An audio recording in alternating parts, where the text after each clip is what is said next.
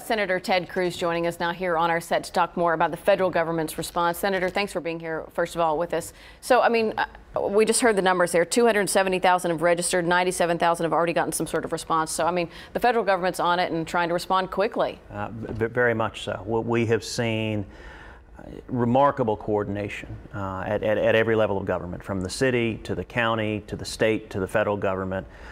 You know, it saved a lot of lives. You know, yesterday I had the chance to go to the city council meeting. They had passed a number of emergency measures dealing with the floods, and I just wanted to say to the mayor and city council and all of our police officers and firefighters and city workers who've been working around the clock, just thank you. Thank you. It makes, you know, a huge difference.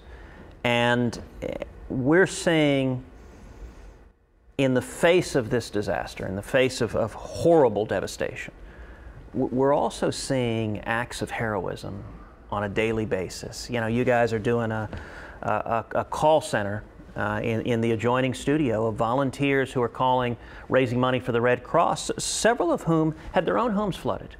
And they're down here raising money, trying to make a difference in their community. We saw people jumping in boats and saving lives over and over and over again. And I really do think the character of Houston and who we are as a city, who we are as a state, is coming out loud and clear, and it's inspirational. What do you want to say to the thousands of people who are now in shelters and to the thousands of people who are about to embark on a journey back home, not really sure what they're going to get home to? Well, in any crisis, there are a series of stages. The first stage is the active crisis, where you're in a search and rescue mode, and the priority is and has to be saving lives. And we're largely through that portion now.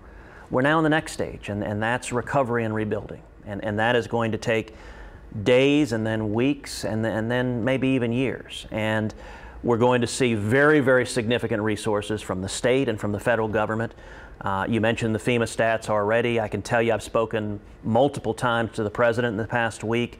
The president convened a cabinet meeting where he instructed every cabinet member, lean in hard, aggressively, as swiftly as possible. The FEMA administrator, Brock Long, I spoke with him yesterday. I was with him 2 days ago when the president was in Texas. FEMA is leaning in, and we're going to see next week when Congress gets back in session, we're going to see, I'm confident, bipartisan, strong support for the federal resources to help Houstonians rebuild, to help us rebuild our homes and our businesses, and our city is going to come back stronger than ever. And we have to, because Houston and the great state of Texas, I mean, we are a critical component in the stability of this country's economy. Global economy, really. I mean, if you look at it, and I know you live right here in Houston, so you're a Houstonian, and I mean, what's next? I mean, what can we assure people is next? Well, next is going to be the process. Some people are going back to their homes. Others can't get in them yet. You know, I yesterday was out by the Addicks Dam and was in an airboat traveling through the neighborhoods there, and the water is up to the roof still.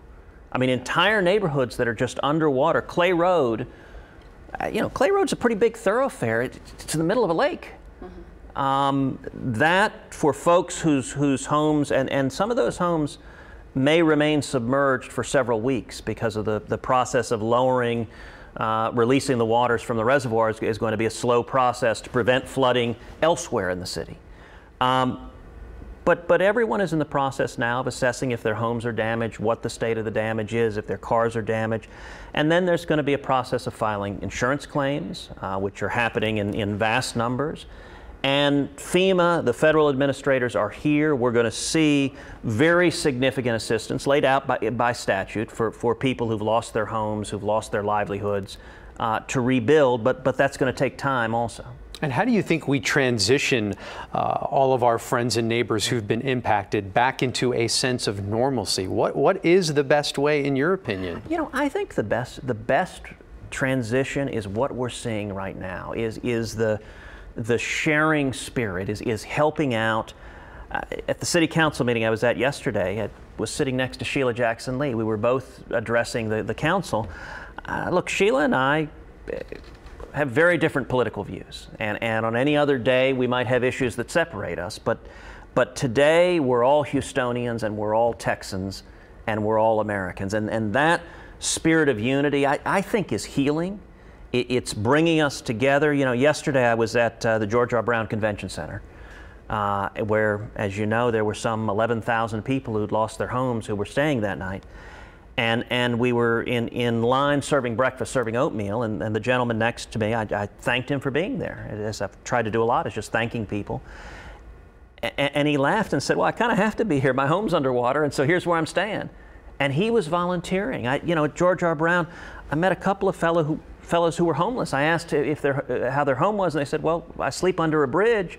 But they were volunteering, sweeping the floors. I mean, that, even people in the face of crisis and tragedy are stepping up, helping others.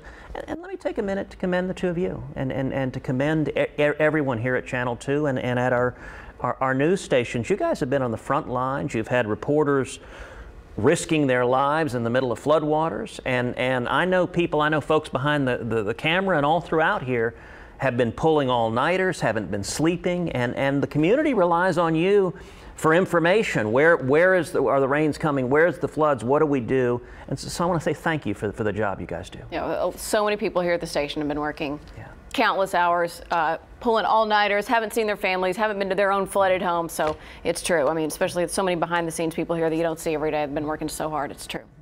And what's next for you this afternoon, Senator? So I'm headed over to the NRG Stadium to that's another shelter that's been stood up. We've got about 230 shelters around the Houston community and across the state, and so I'm going to try to help out there, maybe help serve some lunch, and do what I can I'm hoping to go a little bit later to my church, First Baptist, which is also helping people who are victims of this storm. And I think the more we come together and help each other, that will have a healing process more profound than anything else. So your message when you go back to Washington and visit and speak with your colleagues is going to be what? This devastation, it's like unlike anything we've ever seen. You know, I'm a Houstonian. This is my home. You know, you live in Houston, you have hurricanes. That's just part of living on the Gulf Coast. Is every few years we're going to have a hurricane. We've never seen anything like this. I mean, I remember as a kid, you know, sheltering in the bathroom when Hurricane Alicia was pounding the city, and we had a tree fall down in our front yard. I mean, that was scary, and it did real damage. The breadth of this is overwhelming, is it not? It's miles upon miles upon miles of just homes lost, of businesses lost. I visited with a small business owner, had an electronics shop yesterday that was flooded, and he lost everything. He'd had that shop for 25 years. There's another fella owns a tow truck who came out helping people in the midst of the storm, was helping people pulling their cars out, and he and his son were there, and his tow truck was completely underwater. He lost it in the rushing water. In fact, I, in the airboat, went past it with water up to the top of the cab of the tow truck, and he was just there helping. And that's a message I'm sharing with my colleagues, is the scope of it is staggering. There are estimates that this could prove to be the costliest natural disaster in the history of our country. And this morning, my plan was to drive down to Rockport and Victoria and Port Aransas, and so we got on 59 and headed south. 59's flooded. You can't get south, so we turned around and came back. And so the Gulf Coast, from you know, Corpus all the way up to Beaumont and beyond, we've just got miles and miles and miles of devastation. It's going to take time. It's going to take resources to rebuild it, but we will see strong bipartisan support for it, and we're going to get it done.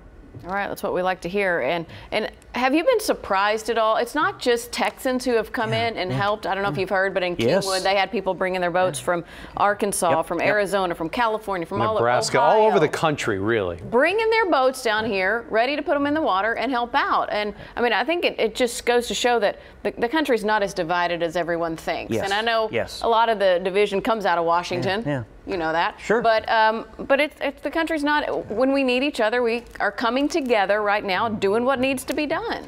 We've got boats from all over the country. Yeah, you know, just yesterday, there was a group that I visited with from Oklahoma who came down. A group from Fort Worth, a group from Lubbock, you know, from Louisiana. We've got the Cajun Navy. Here, that's right. I mean, it's at the George R. Brown Center. I met a fellow who's a New York firefighter, and just came down to help. You know, he said on September 11th, the whole country stood with New York, and he said, you guys had our back at that time of crisis, and he just, when there's a big natural disaster, he just gets in his truck and drives down. And I mean, we just hugged each other. I mean, and he said, for him, it's his way of saying thank you. For the support they received, and all of us, every one of us, your phone is blowing up. You're getting calls and emails and texts of people just saying, hey, we're praying for you. We're thinking how you guys are right, the kids are right.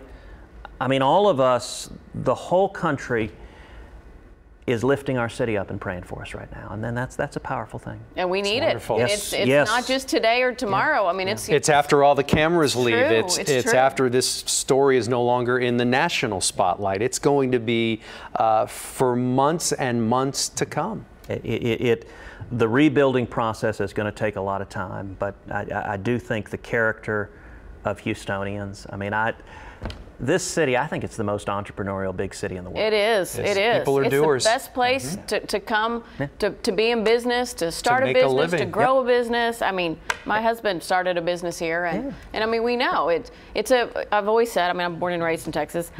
Texas is a state of doers. Yes. We're doers, and that's what makes the difference in so many cases. You got to get out there and do something. That's exactly right. What I love about Houston also is no one cares who your daddy is. We got people from all over the world who come here. It's so diverse. If you're a worker and you get out and hustle, Yep. that's the other thing about Houston. If you're a worker and you get out and hustle, then you're going to get somewhere in this town. And if you have a dream, you can build it. That's right. And so we're going to do a lot of rebuilding. But that spirit that animates the city is how we're going to get it done. I totally agree. And business is going to be a big driver in that too, because we got to get people back to work. That's absolutely right. And, you know, we've got such great corporate citizens. You know, you look at Mattress Mac. Gallery Furniture opening up the showrooms. I visited with a woman at George R. Brown who was an older woman. She was on oxygen and had a walker. And she described how water entered her house, and so she had to walk out in waist-high water with a walker. And you know, my mom uses a walker. I mean, if you've got mobility issues, that must have been incredibly difficult. She was picked up by a Gallery Furniture truck.